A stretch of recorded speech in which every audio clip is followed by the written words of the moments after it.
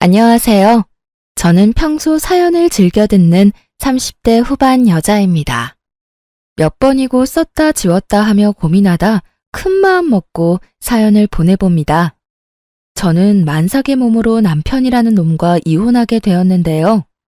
오죽했으면 제가 출산을 얼마 남기지 않고 이혼까지 결심하게 되었는지 들어봐 주실래요? 남편과 전 소개팅으로 처음 만나게 되었어요. 처음 남편이 그렇게까지 제 마음에 쏙 든 건 아니었는데 예의상 몇 번 식사 자리를 가시다 보니 점점 마음이 가더라고요. 그렇게 시작된 연애가 1년이 되고 2년이 되고 3년이 되었어요. 자기야, 우리 이제 연애 그만할까? 뭐? 갑자기 그게 무슨 말이야? 헤어지자는 말이야? 아니, 이제 연애 그만하고 결혼하자고. 나 자기랑 이제 한 집에서 살고 싶어. 고민이 되더라고요. 남편을 사랑하는 건 맞지만 그때까진 결혼 생각이 크지 않았던 터라 이렇게 결혼해야 하는 것이 맞는 것일지 하는 생각이 들었어요. 저의 그런 고민을 눈치챈 남편은 앞으로 더 잘할 테니 자신을 믿어달라고 하더군요. 그 뒤론 남편은 저에게 정말 헌신적으로 잘해주었고 전 살면서 이렇게 저를 아껴주고 사랑해주는 남자가 또 있을까? 하는 생각이 들더라고요. 결국 전 남편의 프로포즈를 승낙했고 그렇게 저흰 결혼하게 되었어요. 결혼을 할 당시 저흰 부모님의 도움을 받지 않고 오로지 저희가 가진 돈으로 결혼했어요. 양쪽 집이 어렵다거나 그런 이유는 아니었어요. 많진 않았지만 그간 회사 생활을 하며 저희도 그간 모은 돈이 있었기에 굳이 손을 벌리고 싶지 않았기 때문이었어요. 시댁은 어머님 혼자 계셨는데 아버님은 일찍 돌아가시고 어머님이 혼자 남편과 남편보다 3살 어린 시누이를 키웠다고 하더라고요. 그 어려운 상황에서도 아들, 딸 모자람 없이 넉넉한 환경에서 키워주셨다는 말을 듣는데 어머님 참 대단하시다는 생각과 함께 존경심마저 들었어요. 저희 부모님도 저와 생각이 같으셨는데 결혼 반대는커녕 시댁에 잘하라는 말씀과 함께 저의 결혼을 응원해 주셨어요. 그렇게 결혼을 하게 된 저흰 여느 부부와 다름이 없는 평범한 부부였어요. 때론 다투기도 하고 다투고 나면 서로 자존심에 말도 하지 않기도 하고 그러다 또 언제 그랬냐는 듯이 풀려 함께 시간을 보냈죠. 남편과 전 장난치는 걸 좋아해서 싸움의 끝은 꼭 가벼운 장난을 치며 화해하곤 했어요. 저희는 그렇게 평범하게 살아가고 있었어요. 적당한 시기에 임신도 했고요. 다만 유산기가 보인다며 제가 갑자기 휴직하게 된 것이 사건이라면 사건이 될 수도 있을 만큼 평범하고 평화로웠죠. 지금 생각해보니 그 짧은 순간이 결혼 생활 중 가장 행복한 순간이었네요. 존경스러운 어머님도 저와 장단이 잘 맞는 남편도 내면에 어떤 모습을 감추고 있는지 전혀 예상조차도 하지 못했으니까요. 그렇게 행복하던 어느 날 남편이 심각한 얼굴로 집으로 들어오더라고요. 대개 남편이 심각한 얼굴이면 돈 문제, 일 문제밖에 없더라는 이야기를 들었던 터라 전 의아했어요. 남편은 진급을 앞두고 있을 정도로 회사 일은 평탄했고 생활에 드는 돈도 마찬가지였었어요. 저의 휴직으로 인해 외벌이가 되긴 했지만 그것 때문에 남편이 부담을 느끼거나 그런 일은 없었어요. 월급과 비교를 한다면 적긴 하지만 이럴 때를 대비해 모아뒀던 돈이 있었던 터라 여유 있는 생활이 가능했기에 남편의 심각한 얼굴이 더욱 의아하더군요. 전 아무리 생각해도 다른 이유가 떠오르지 않았고 답답한 마음에 먼저 남편에게 물었어요. 여보, 무슨 일 있어? 표정이 너무 안 좋아. 그게 집에 일이 좀 생겼어. 정확히는 희정이가 사고를 쳤어. 아, 정말 미칠 것 같아. 아가씨가? 왜? 무슨 일인데? 주식을 하다가 일을 냈다네. 그냥 주식에 투자해서 까먹은 거면 그나마 다행인데 신용까지 써서 했는데 그 종목이 완전히 하락했나 봐. 그래서 강제 청산이란 걸 당했다고 하더라고. 그거 갚으려고 대출 내고 또 본전 생각나서 대출 내고 그렇게 해서 결국 다 잃었다나 봐. 빚만 남았다는데 그 금액이 꽤 크더라고.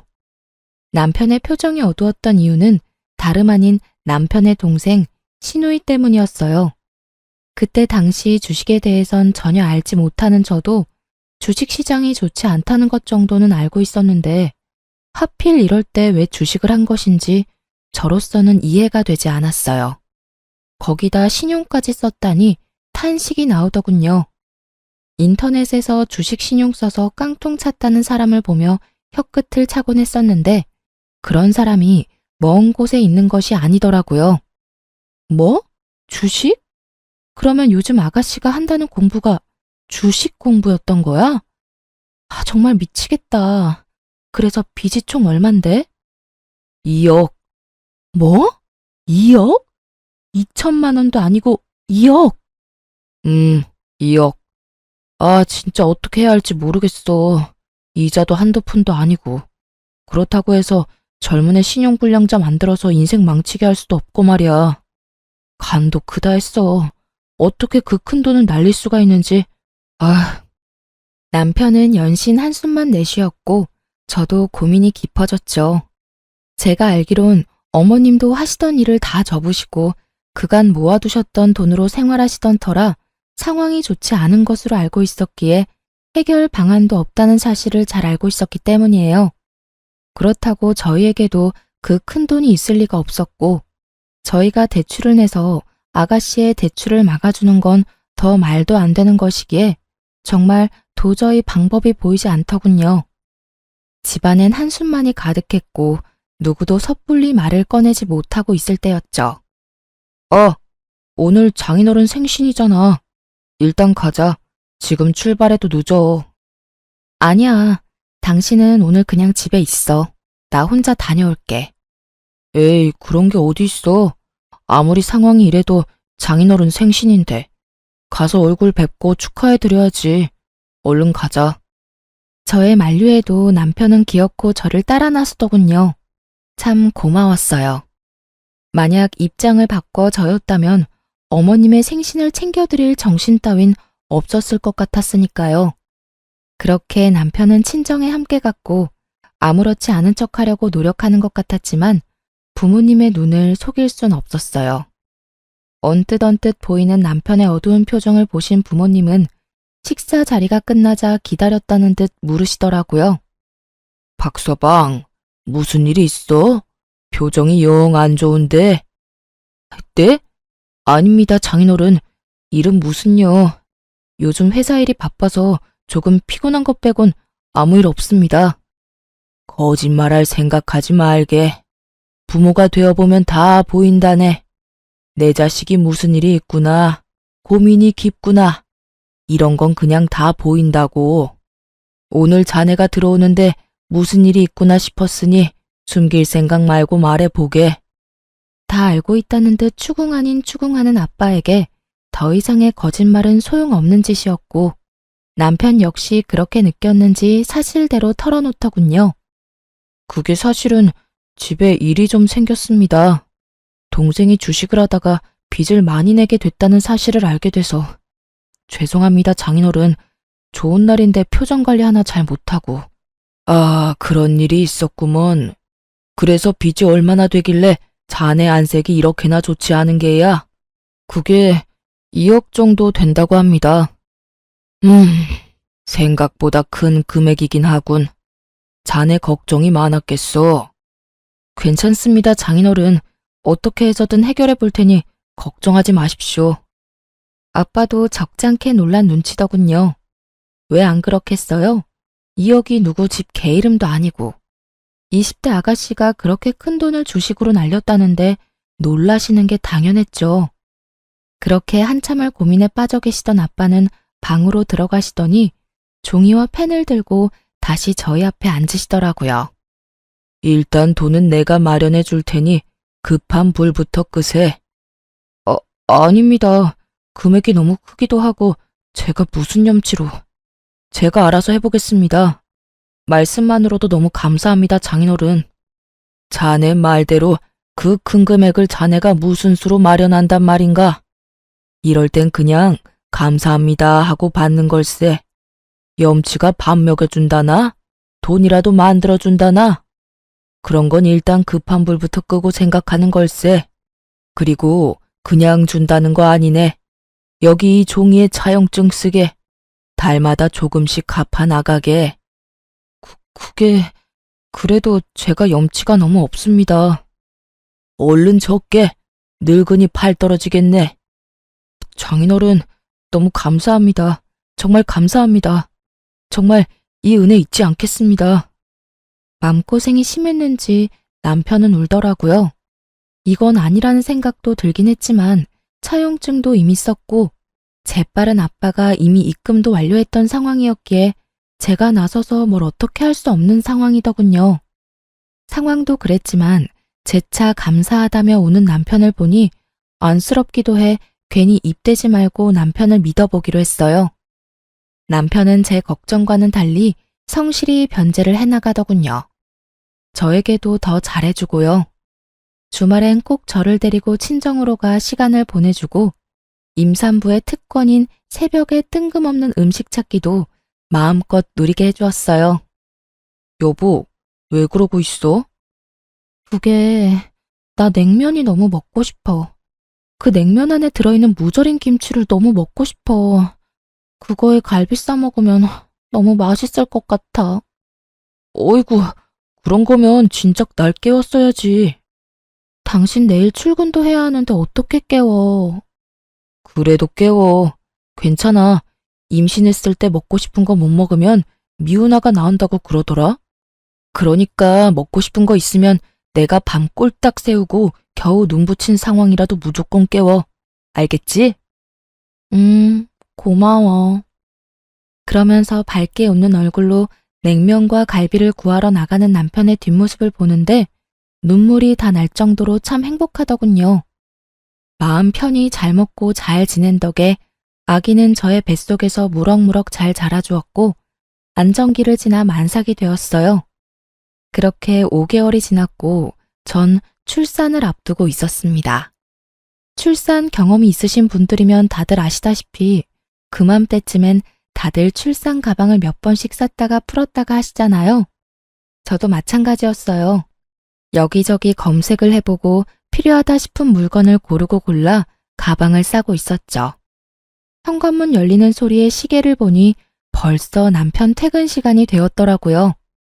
저는 아차 하는 마음에 현관으로 달려나가 남편을 맞이했고 저를 바라보는 남편의 얼굴은 어두웠어요. 전 불안했어요.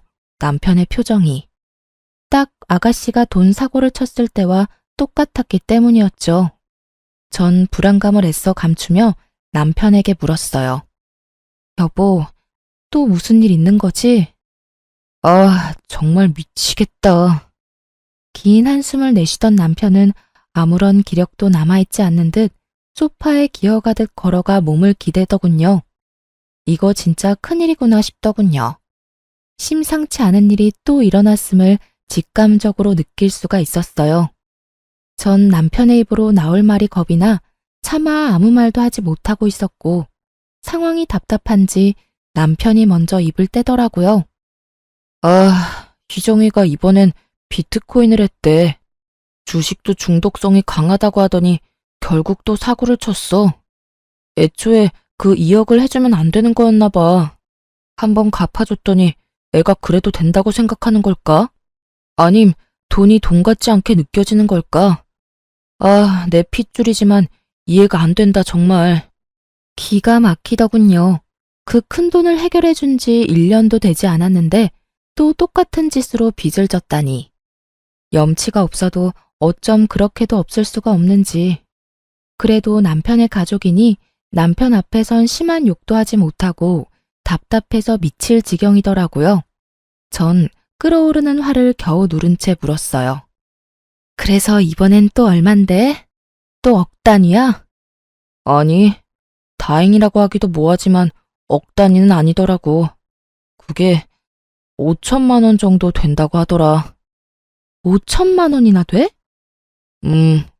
엄마는 그냥 나가 죽으라 그러고 희정이는 한 번만 더 살려달라고 두 번 다신 그런 일 없을 거라고 그러는데 내가 진짜 미치겠더라니까. 아무것도 못하게 손을 묶어놓을 수도 없는 노릇이고 어떻게 해야 할지 모르겠어. 내가 진짜 이런 말까지 하고 싶지 않았는데 아가씨 진짜 해도 해도 너무한다. 어머님도 그렇고 당신도 그렇고 힘든 거 뻔히 알면서 왜 그러신데 도대체? 그러게. 그래서 말인데 나 한동안 장인어른한테 드리는 돈 못 드릴 것 같은데 어쩌지? 우리 아빠 돈은 왜? 설마 아니지? 당신 또 아가씨한테 돈 해줄 거 아니지? 저의 다급한 물음에 남편은 고개를 떨구며 다 기어들어가는 목소리로 답하더군요. 그러면 어쩌겠어. 신불자 되지 말라고 2억은 갚아주고 5천 못 갚아줘서 신불자 만들 순 없잖아.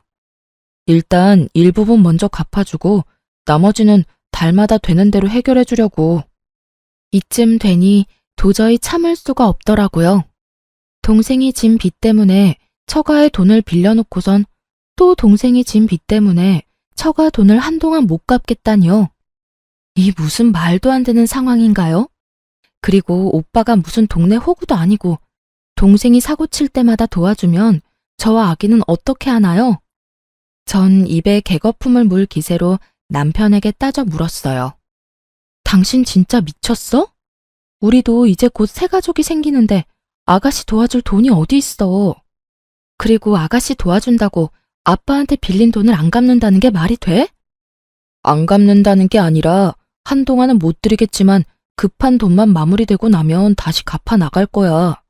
그러니까 당신이 말 좀 잘해주면 안 될까? 응, 안 돼. 절대 안 돼.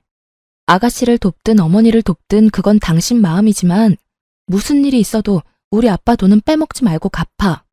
난 분명하게 말했다. 아, 알겠어. 남편은 서운한 티를 팍팍 냈지만 전 양보할 수 없었어요. 드리던 돈을 줄인다고 해도 될까 말까 하는 상황에 한동안 못 드린다는 말은 앞으로도 드리지 않겠다는 말로 들렸기에 더욱 양보할 수가 없더군요. 이때 이혼을 했었더라면 그 더러운 꼴은 보지 않아도 됐을 텐데. 이때까지 저는 남편을 사랑했고 다른 문제도 아닌 아가씨 돈 문제 때문에 이혼할 생각은 없었기에 이 고비만 잘 넘기면 다시 평화가 찾아올 거라 믿어 의심치 않았어요. 하지만 제가 바라고 기대하던 그 평화는 찾아오지 않았어요. 다른 방법을 찾아보겠다고 한 남편은 결국 방법을 찾지 못했는지 아빠에게 돈을 드리지 않았더군요. 이 사실을 알게 된 과정도 참 기가 막혔어요. 전 아무래도 남편에게 너무 냉정하게 말을 한 것 같아 제가 가지고 있던 돈이라도 좀 보태주려고 돈을 보내드렸냐고 물었어요. 여보, 오늘 그날이잖아. 아빠한테 입금해줬어? 어? 당연하지. 겨우겨우 맞춰서 입금해드렸어. 걱정하지 마. 그래? 알겠어. 아가씨 일은 어떻게 할지 같이 잘 생각해보자. 알겠어. 남편의 적잖게 당황하는 모습과 대화를 피하는 모습이 수상하더라고요. 그래서 전 남편이 출근하고 난 뒤 엄마에게 전화를 걸었고 엄마에게서 입금이 되지 않았다는 말을 듣게 되었던 것이었어요. 저는 남편과 해결할 문제가 아니라는 생각이 들었고 바로 시댁으로 찾아갔어요. 시댁은 주택이었는데 무슨 일인지 대문이 열려 있길래 벨을 누르지 않고 그냥 들어갔고 마당에서 현관으로 걸어가는데 현관도 열린 것인지 집안의 대화 소리가 들리더군요. 대화의 주인공은 어머님과 시누이였는데 두 사람은 싸우고 있는 듯 했어요. 언성은 높았고 그 높고 큰 목소리 덕분에 두 사람의 대화가 더욱 잘 들렸어요. 엄마, 그냥 엄마가 돈 좀 해줘. 나 진짜 다시는 돈 사고 안 친다니까. 진짜 앞으로는 절대 이런 일 없을 거야. 그러니까 나 한 번만 좀 살려줘. 이거 사. 엄마가 돈이 어디 있어? 요즘 엄마도 일 다 접고 집에서 쉬는 거 알아 몰라? 없긴 왜 없어? 이 집 있잖아. 이게 진짜 미쳤나 봐. 달랑 하나 남은 집으로 네 빚이나 갚아달라는 말이야? 딱 5천만 원만 해주면 되잖아. 집 담보 대출 받아서 좀 해결해줘. 너 진짜 미쳤어? 엄마는 딸보다 이딴 집이 더 중요해? 나 진짜 이러다 신용불량자 된다고. 하나뿐인 딸이 신용불량자 되면 엄마는 좋을 것 같아? 상견례 때부터 철이 없다 싶더니 신우이의 뻔뻔한 말을 듣고 있자니 저 미친 딸을 살려둔 어머님이 대단하다는 생각마저 들더군요. 아무래도 오늘은 날이 아닌 것 같아 돌아서는 순간 어머님의 대답이 제 발길을 멈추게 했어요. 기다려봐 이거사. 네 오빠가 처가에서 또 돈 받아온다고 했으니까. 2억도 해줬는데 그깟 5천 못 해주겠어? 그 말을 어떻게 믿어? 그러다가 새언니가 알게 되면 어떡해. 이번엔 네 새언니 모르게 혼자 가서 받아온다고 했으니까 일단 기다려보자. 어찌됐든 이 집은 절대로 못 건드리니까 그런 줄 알아. 이건 엄마 노후 자금이라고. 만약에 또 빌려온다 쳐. 그 돈을 또 언제 다 갚아. 그냥 엄마가 좀 해주면 안 돼? 네가 갚을 것도 아니면서 뭘 그런 걱정까지 하니? 그리고 그 돈을 설마 다 받겠어? 그냥 성의 표시로 몇 달 갚다 보면 인제 그만 갚으라고 하겠지. 혹시라도 그런 말 없으면 처가 가서 힘든 척 좀 하라고 하면 돼. 이제 애도 나오겠다. 자기 딸 힘들어질 게 뻔한데 그 돈을 다 받겠어? 그러니까 넌 앞으로 다신 주식, 코인 이런 거 할 생각도 하지 마. 알겠어? 정말 가관이었습니다. 애초에 갚을 생각도 없었다는 것도 기가 막히는데 또 친정에 빌붙을 생각이었다니 대화를 들으면 들을수록 모녀 사이가 맞는구나 싶더군요. 뻔뻔하기가 어쩜 그렇게나 똑같은지 웃음이 다 나더라고요. 만삭배를 해서 두 사람과 싸우기가 그랬던 전 일단 집으로 돌아왔어요. 뱃속의 아기만 아니었다면 당장 그 집구석에 들어가 다 엎어놨겠지만 혹시나 하는 마음이 드니 행동이 신중해지더라고요. 남편도 어머님과 같은 생각인지 궁금했고 일단 상황을 지켜보기로 했죠. 집으로 돌아온 저는 다시 생각에 빠져들었고 다시 생각해도 기가 막히더군요. 어떤 뇌구조를 가지고 있으면 저런 해결책을 찾을 수가 있는 건지. 아니, 애초에 그것이 해결책이라곤 할 순 있는 건가요? 그건 그냥 떠넘기는 거 아닌가요? 그것도 사돈한테 말이죠. 심지어 어머님이 대출된다는 사실도 놀라웠어요. 처음 신우이가 돈 사고를 쳤을 당시 입만 떼면 요즘 힘들다고 하는 어머님을 보며 상황이 아주 좋지 않아 대출이 불가능하다고 생각했는데 애초에 어머님은 대출할 생각도 없었다는 사실을 알게 되자 더욱 그 뇌구조가 궁금하더군요. 지금 일어나는 모든 상황 자체가 상식적이지 않았고 이 상식적이지 않은 상황을 정리해야만 하겠더라고요. 일단 남편이 어디까지 알고 있는 것인지가 중요했어요. 정황상 남편도 어머님과 한통속인 듯 했지만 혹시 모르는 만일이라는 것도 있기에 확실히 남편의 의중을 확인했어야 했죠. 정확히 확인해야만 남편과 이혼할지 아니면 시댁과의 연만 끊을지 결정되는 문제이기에 신중해야 했습니다. 무엇보다 뱃속에 아기도 있으니 더욱 신중에 신중을 더해야 했어요. 제가 생각에 빠져있는 사이 남편은 퇴근하고 돌아왔고 전 남편에게 아무것도 모르는 척 물어봤어요. 여보, 내가 혹시 몰라서 엄마한테 물어봤는데 요즘 우리 친정도 힘들다네? 생활비도 모자라는 상황인가 봐. 그래서 하는 말인데 어머님 지금 사는 집도 작아잖아. 거기 담보대출 받는 건 어때? 그 정도 집이면 5천 정도는 그냥 나오지 않아? 제 말에 남편은 눈에 보이게 움찔하더군요. 그 모습만으로도 남편의 의중을 알기에 부족함이 없었고 그 뒤로 남편의 입에서 흘러나오는 말들은 더욱 저에게 확신을 심어주었습니다. 그게 그 집은 엄마 노후 자금인데 건드리기가 좀 그렇잖아. 우리도 이제 아기 태어나고 나면 더 도와드리기 힘들 테고. 나중 생각하면 그 집은 건드리면 안 되겠다 싶더라고. 입을 확 찢어버리고 싶은 마음을 겨우 누르고선 남편에게 따지듯 되물었어요. 그게 말이 돼? 당신한테 빌려준 2억도 우리 아빠 엄마 노후 자금이었어. 그 돈은 받아가서 갚지도 못하고 있는데 어머님 집은 노후 자금이라서 안 된다? 그런 논리가 도대체 어디 있어? 심지어 아가씨 일이잖아. 우리 엄마 아빠는 자기 자식도 아닌 아가씨 빚 갚는다고 노후 자금 다 내놓은 판국에 일이 또 이렇게 됐으면 당연히 어머님이 나서야 할 때 아니야? 아니, 늦어도 한참 늦으셨지. 사실 2억도 우리 부모님이 아니라 어머님이 해주셨어야 했어. 내 말이 틀려? 최대한 언성은 높이지 않으려고 노력했는데 말하다 보니 저도 모르게 점점 언성이 높아지더라고요. 그런 제 모습이 남편도 거슬렸는지 급발진하며 막말을 쏟아내기 시작하더군요. 당신 지금 그까지 돈 좀 당신 친정에서 받아왔다고 유세 떨어? 그까지 푼 돈으로 유세 좀 떨지 마. 보고 있기 역겨우니까. 뭐라고? 역겹다니. 당신 어떻게 나한테 그런 말을 할 수가 있어? 당신 지금 완전히 다른 사람 같은 거 알아? 당신이 날 이렇게 만들잖아. 그리고 자꾸 이런 식으로 굴면 앞으로 절대 그 돈 안 갚을 수가 있으니까 알아서 해.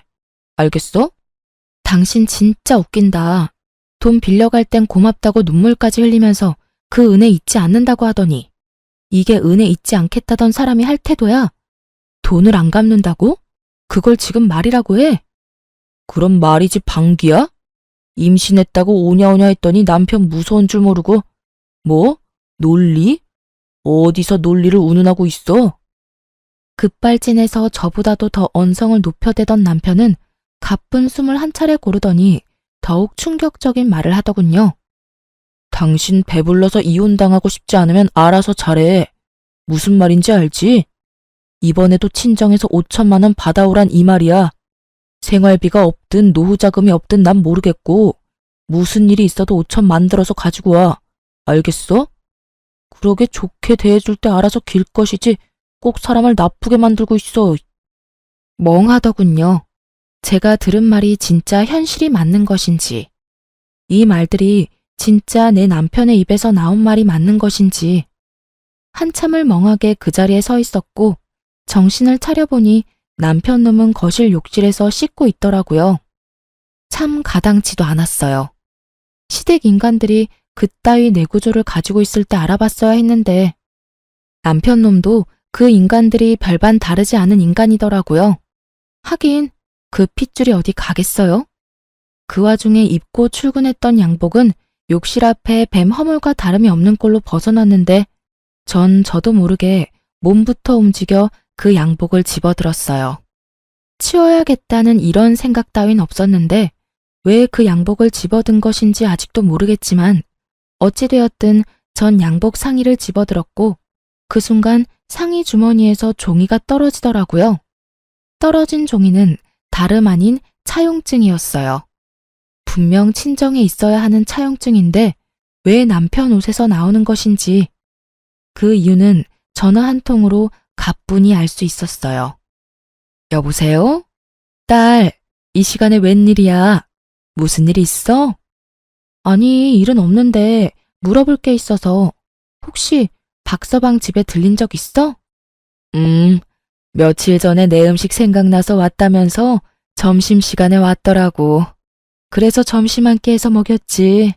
얼마나 맛있게 먹는지. 요즘 집에서 정서방 밥 안 해 먹이니? 아니, 잘해 먹여. 내가 다른 건 몰라도 끼니는 잘 챙기잖아. 하긴 그렇긴 하지. 그런데 그건 갑자기 왜 물어? 그냥 이야기하다가 엄마 집 다녀왔다고 하길래 뭐 했나 싶어서 물어봤어. 엄마 목소리도 듣고 싶어서 겸사겸사 전화했지. 모든 것이 확실해졌어요. 남편 놈은 엄마가 혼자 있는 시간을 노리고 친정에 가서 차용증을 몰래 가지고 나온 것이었어요. 그리곤 그렇게 생각했겠죠. 이제 차용증이 없으니 최악의 경우 그 돈은 갚지 않아도 되겠다 하고요. 뭘 믿고 저렇게도 당당하나 싶었더니 믿는 구석이 고작 차용증이라니. 굴린다고 굴린 머리가 이리도 멍청하다는 사실이 놀랍기까지 했어요. 놀라우면서도 이런 남자를 믿고 결혼하고 임신까지 한 저 자신이 다 한심스러워지더라고요. 남편의 구역질 나는 의중도 잘 알았겠다. 전 더는 망설일 필요가 없었어요.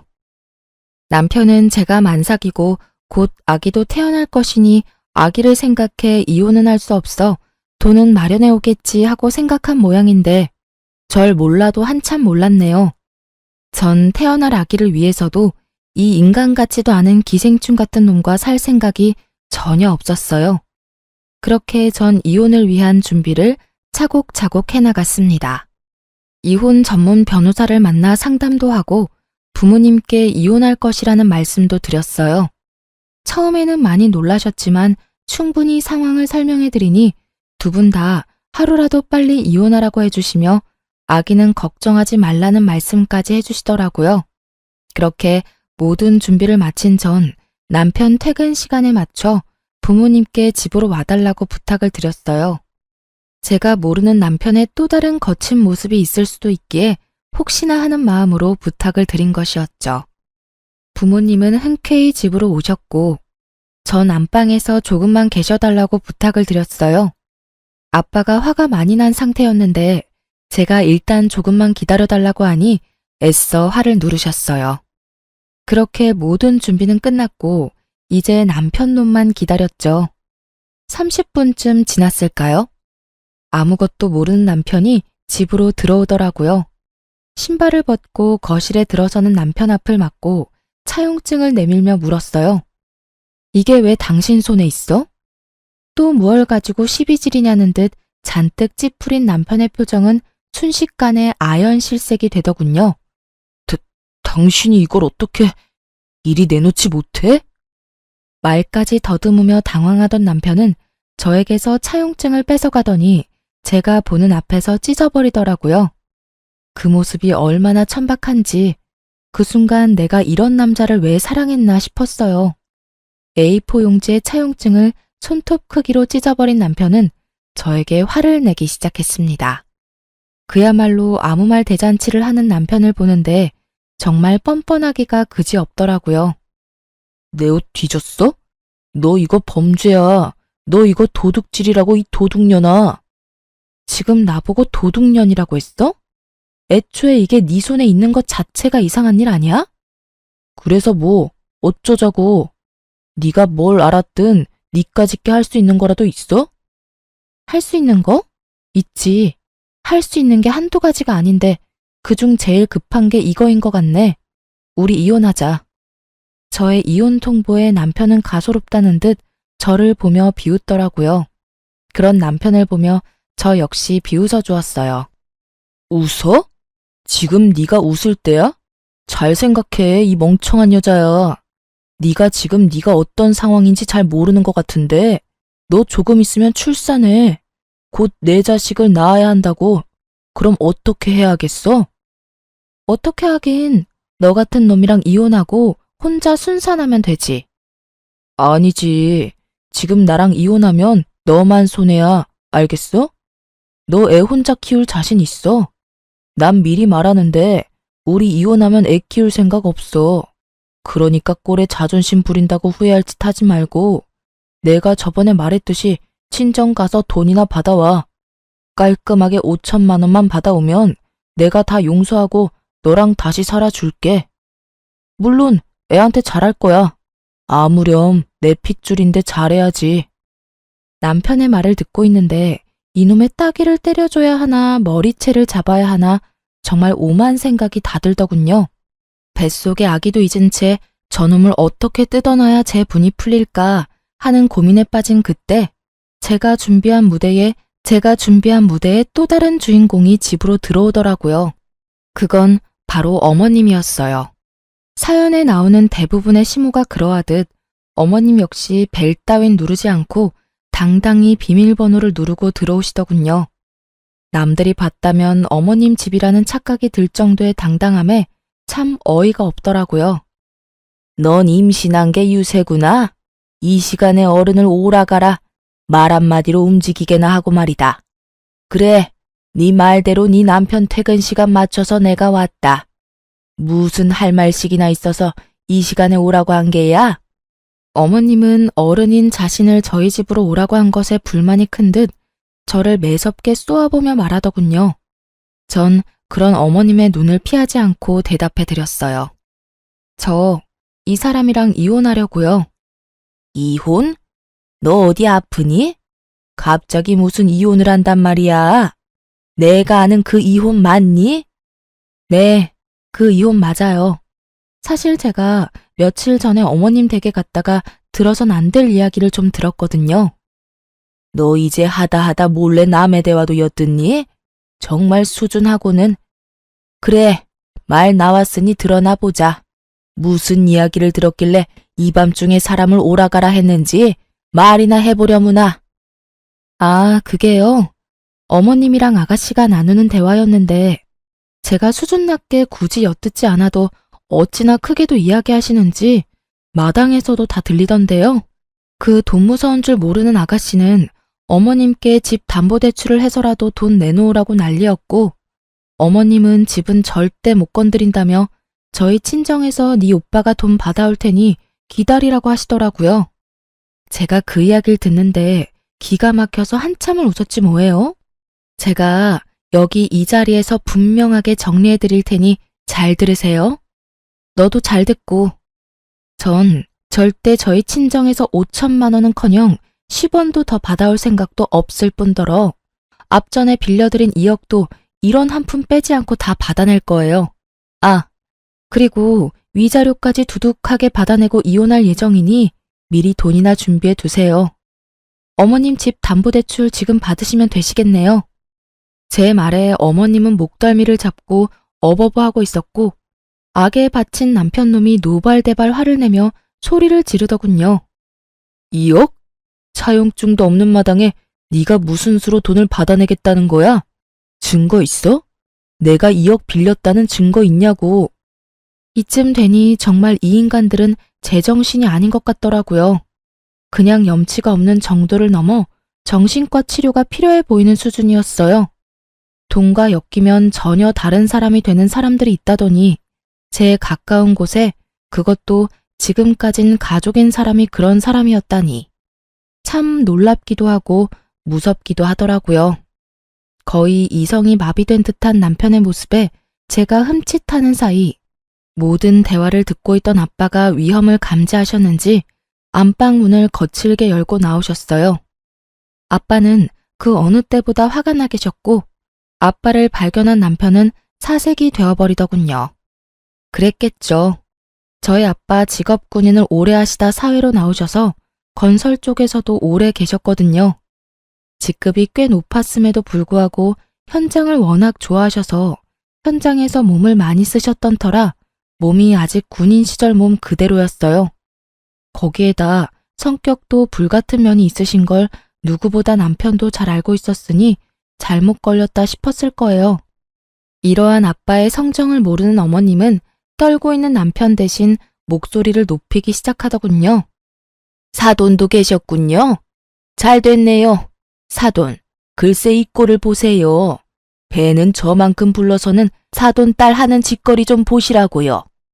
이 시간에 어른을 오라가라 한 것도 기가 막히는데 돈 빌려준 유세도 모자라서 이혼까지 운운하네요. 제가 웬만하면 참아보려고 했는데 저딴 말도 안 되는 말을 말이라고 짓거리는데 도저히 못 참겠네요. 가만히 있지 마시고 얼른 저 물건 홍구멍 좀 내세요. 어머니 말을 가만히 듣고 있던 아빠는 저를 보며 혼을 내기 시작하더라고요. 그 꾸중이 어머님이 요구하는 꾸중과는 달라도 한참 달랐지만요. 너는 내가 그렇게 가르쳤어? 그래, 넌 혼 좀 나야 해. 아주 눈물 쏙 빠지게 혼내셔야 해요. 내가 몇 번이고 말하지 않았느냐. 이럴 땐 욕을 하거나 욕을 하기 힘든 상황이면 침이라도 뱉으라고. 내 그리 똑똑히 가르쳤거늘. 하여튼 너는 마음이 그리도 약해서는 딸아, 이럴 땐 어른 대접도 해줄 필요가 없단다. 어른이 어른다워야 어른 대접을 받을 자격이 생기는 거야. 이런 것들은 짐승만도 못한 것들이라 그냥 똑같이 대해주면 돼. 알겠어? 사돈, 지금 말 다 하셨어요? 아, 이제 보니 이 물건이 사돈을 똑 닮아 이렇게 앞뒤 분간 못하고 말을 막 하는 거였네요. 그 어렵다는 사돈한테 뭐요? 짐승? 기가 막혀서. 네, 그냥 넘어가지 않을 겁니다. 사돈딸, 내가 아주 피가 마를 때까지 괴롭혀 줄 거란 이 말이에요. 이혼 생각도 하지 마세요. 안 해주면 그만인 이혼 누구 좋으라고 이혼한답니까? 그 어렵다는 사돈 돈을 맡겨놓은 돈처럼 막 가져다 쓰려고 했던 분이 누구였는지 이 아줌마는 기억도 나지 않는 것 같더라고요. 뻔뻔한 어머님의 말을 듣고 있던 아빠는 도저히 참을 수가 없는지 참았던 화를 버럭 내셨어요. 그 입 못 다물어? 가당치도 않게 지금 어디서 큰 소리야? 그리고 감히 지금 내 앞에서 누굴 괴롭힌다고? 내 웬만해서 한땐 가족이었던 사람들이라 참으려고 했는데 모자간에 사이좋게 지금 당장 콩밥 먹게 해줘? 우리가 콩밥을 왜 먹어? 우리가 뭘 잘못했다고? 몰라서 묻나? 아, 이걸 아직 안 보여줬네. 그러니 그렇게 목소리가 크지. 우선 이거부터 보고 다시 이야기라는 것을 해볼까? 아빠는 손에 쥐고 계시던 차용증 원본을 내밀었어요. 그래요. 사실 아까 남편이 찢은 차용증은 복사본이었고 원본은 아빠가 가지고 계셨던 것이었어요. 차용증이 남아있음을 안 어머님은 얼굴이 사색이 되어 아무 말도 하지 못하더군요. 그런 어머님을 보며 아빠는 긴 숨을 내쉬며 흥분을 가라앉히고 그래도 최대한 예의를 갖추고 말하려고 노력하시더라고요. 내가 이런 날이 올 줄 알고 그랬던 건 아니었는데 혹시나 하는 마음에 바로 공증이라는 걸 받아놨어요. 그리고 굳이 이 차용증이 아니더라도 입금 내역이 고스란히 남아있는데 어찌 그리 않지 앞도 모르고 그렇게 행동할 수 있는 것인지. 차용증을 자세히 읽어보긴 했는지 모르겠지만 사돈, 여기 이런 조항이 있습니다. 갑이 원할 시엔 이자까지 쳐서 무조건 일시불 상환을 한다. 전 일시불 상환을 원하고 기한은 넉넉하게 일주일 드리죠. 들어보니 집 담보대출 가능하다고 하던데 서류만 잘 갖추면 하루만 해도 대출은 가능하니 제법 여유로우실 겁니다. 아빠의 단호한 태도에 남편과 어머님은 그제서야 무릎까지 꿇고 싹싹 빌기 시작하더군요. 닭똥 같은 눈물까지 흘리면서요. 아이고, 사돈, 이러는 법이 어디 있습니까? 갑자기 그 큰 돈을 어디서 구한다는 말입니까? 네, 장인어른, 그렇게 큰 돈 저희 집에선 나올 구멍이 없습니다. 제가 오죽하면 처가에 손을 벌렸겠습니까? 제발 한 번만 용서해 주십시오. 담보대출 받으라고 방금 말하지 않았나? 네, 알아보니 그 집 담보로 대출 받으면 돈 갚고도 충분히 남아서 위자료 줄 돈도 되더군. 그러니 무조건 일주일 내로 갚아. 사돈, 그 집은 제 하나 남은 재산입니다. 제 노후 자금이라고요. 그 집까지 손대면 제 노후는 어떻게 한답니까? 그러지 말고 한 번만 더 도와주세요. 이제부턴 다달이 빠지지 않고 이 녀석이 갚아나갈 겁니다. 너 잘 갚을 수 있지? 맞습니다, 장인어른. 제가 돈이 급해서 정신이 잠시 나갔었나 봅니다. 이미 베풀어주신 은혜가 큰데 그걸 잊고 이딴 짓이나 하다니. 저 정말 많이 반성하고 있습니다. 딱 한 번만 더 기회를 주시면 안 되겠습니까? 정 마음이 풀리지 않으신다면 손주 생각해서 한 번만 더 기회를 주십시오. 듣고 있기도 힘들었던 저는 이때껏 이 모든 상황을 녹음하고 있던 휴대전화를 보여주며 말했어요. 지금 와서 이래봤자 아무 소용이 없어. 지금까지 모든 상황 녹음 다 해놨거든? 이 녹음 파일도 변호사분 드릴 거니까 그런 줄 알고 미리미리 위자료 준비해놔. 여보, 제발 이러지 마. 당신마저 이러면 난 어떡해 해. 뱃속의 아기 생각해서라도 한 번만 다시 생각해봐. 응? 내가 앞으로 정말 잘할게. 이런 일 있기 전까진 우리 정말 좋았잖아. 당신이 원하면 나 우리 집에 다신 상관 안 하고 남남처럼 살 수도 있어. 그러니까 한 번만 다시 생각해봐. 몇 번을 다시 생각해봐도 내 결심은 바뀌지 않으니까 그런 줄 알고 위자료 준비해놔. 애 걱정하지 말고. 그렇게 말한 전 부모님과 함께 친정으로 갔고 친정에서 이혼을 진행하게 되었어요. 부모님께는 그런 모습을 보여 죄송했지만 혼자였다면 꽤 많이 힘들었을 이혼 소송이 부모님 울타리 안에 있으니 그래도 견딜만 하더라고요. 남편은 끝까지 구질구질하게 시간을 끌었고 저의 비싼 변호사님 덕분에 생각했던 것보단 빨리 승소하게 되었어요. 그렇게 전 이혼을 하게 되었고 위자료도 생각했던 것보다 많이 받았어요. 물론 부모님의 피 같은 돈도 이자까지 쳐서 다 돌려받았고요. 제 위자료와 부모님의 돈은 결국 전 시모의 집을 처분해 주더라고요. 왜 굳이 처분을 했을까 하고 궁금했는데 동네 분들께 전해 들은 말론 그 사이 전 시누이가 또 사고를 쳤다고 하더군요. 대출로는 충당이 안 되는 금액이라 집을 처분했어야만 했고 전셋집은커녕 월세집으로 이사를 했다고 했어요. 그 말을 듣는데 월세집까지 털어먹어야 그 손가락이 멈추려나 하는 생각이 들더군요. 그것이 마지막으로 그 인간들의 소식은 들을 수가 없었어요. 굳이 듣고 싶지도 않았고요.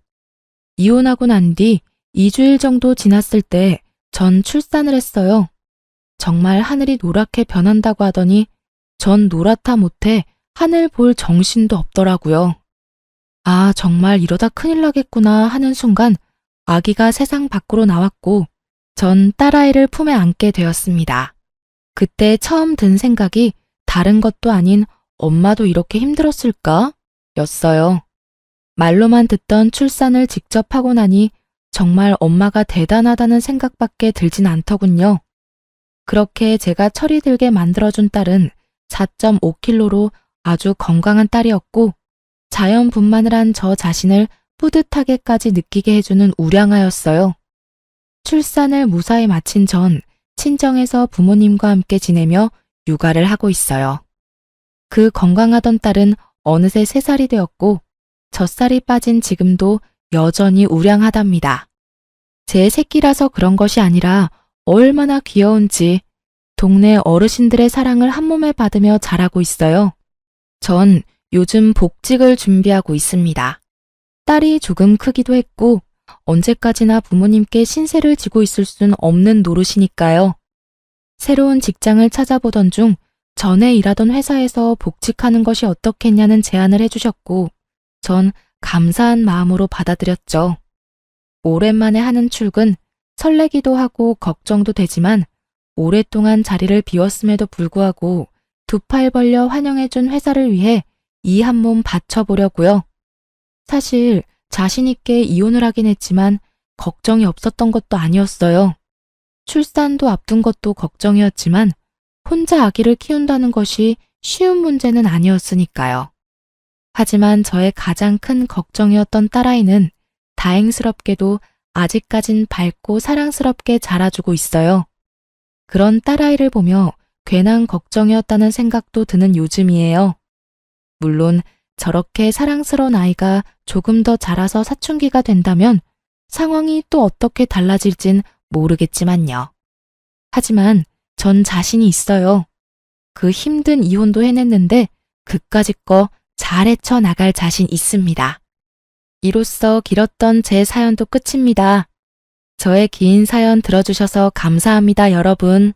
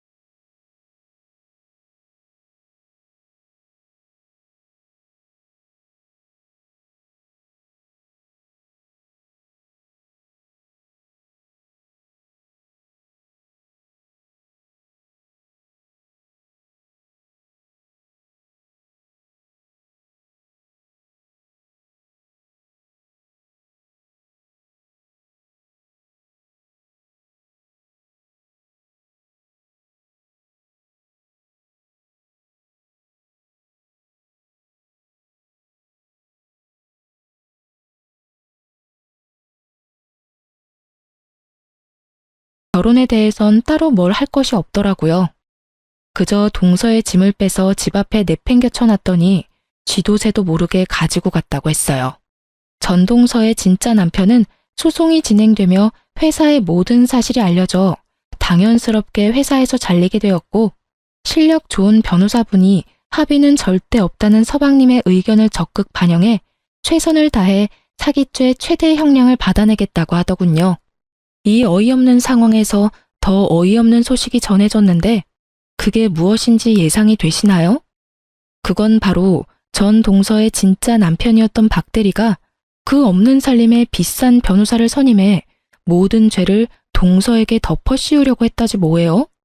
그럼 뭐 하나요? 증거가 차고도 넘치는걸요. 괜한 돈 낭비만 하고 다니는 진짜 남편과는 달리 전 동서는 진짜 남편에게 배신당하고 자포자기한 상태에서 판결만 기다리고 있는 상태라고 하더군요. 그렇게 그 거머리 같은 사기꾼들과의 인연은 끝이 났어요. 전 여전히 시댁과 친정의 도움을 받으며 잘 지내고 있어요. 언젠가 두 사람은 결국 깜빵에 가게 되었다고 듣긴 했는데 형량을 얼마나 받은 것인지 그 후엔 어떻게 되었는지 묻진 않았어요. 괜한 상처를 들춰내는 짓인 것만 같아서요. 한동안 서방님, 아니 도련님은 힘들어 하시더라고요. 애써 숨기려고 노력했지만 훤히 다 보여 제 마음이 더 아프더군요. 하지만 시간이 약이라는 말이 딱 맞는 게 요즘은 꽤 많이 잘 지내고 있어요. 최근에 제가 급하게 일이 있어 도련님께 아이의 하원을 부탁한 적이 있는데 그날 딸을 데리러 간 도련님이 선생님에게 반하신 건지 선생님에 대해 이것저것 물어보더라고요. 참고로 전 대찬성이에요. 그렇지 않아도 평소 제가 좋게 보던 분이라 내심 잘 됐으면 하는 마음으로 앞으로 자주 딸의 하원을 부탁할 계획이에요. 아, 그리고 최근에 시댁에서 건물 한 채를 넘겨주셨어요. 전 너무 과하다며 이미 받은 것이 너무 많다며 거부했지만 어머님이 이렇게 말씀하시더라고요. 첫째야, 내가 이번 일 겪으면서 느낀 바가 많아. 내 생각 같아선 언제까지나 네가 우리 가족이고 그 사실은 변함없을 테지만 또 사람 일이 어떻게 될 줄은 모르는 일이지 않니? 그리고 어차피 이 건물은 너한테 주려고 했던 거였어. 이왕 줄 거 조금 더 일찍 주는 것뿐이니 받아주려무나. 어떻게 되기는요. 희은이가 있는데 죽을 때까지 가족이죠. 그렇게 생각해주니 고마워. 너 내가 했던 말 기억하지? 혹시나 좋은 사람 생기면 새 출발하라는 말. 나도 그렇고 네 아버지도 그렇고 우린 네가 좋은 사람 만나서 다시 사랑받으면서 살았으면 좋겠어. 혼자 긴 여생을 살아가는 건 너무 외롭지 않겠어? 그러니 너도 좋은 사람 있으면 연애도 하고 연애하다 이 사람이다 싶으면 결혼도 해. 알겠지? 건물은 잘 챙겨뒀다 희은이 공부도 시키고 너 결혼하게 되면 결혼 자금으로도 쓰려무나. 이렇게까지 챙겨주시는데 더는 싫다고 할 수도 없는 노릇이길래 못 이기는 척 받아뒀어요. 어머님이 계속 말씀하시니까 문득 결혼 생각을 다시 해보게 되었어요. 그런데 글쎄요. 앞으로는 어떻게 될진 모르겠지만 아직까진 결혼 생각이 전혀 없네요. 아직은 하늘에 있는 남편만큼 다른 사람을 사랑할 자신이 없는 거 있죠? 그저 딸아이와 함께 행복하게만 살아가려고요. 이로써 저의 시댁 이야기는 끝이 났습니다. 긴 사연 들어주셔서 감사합니다.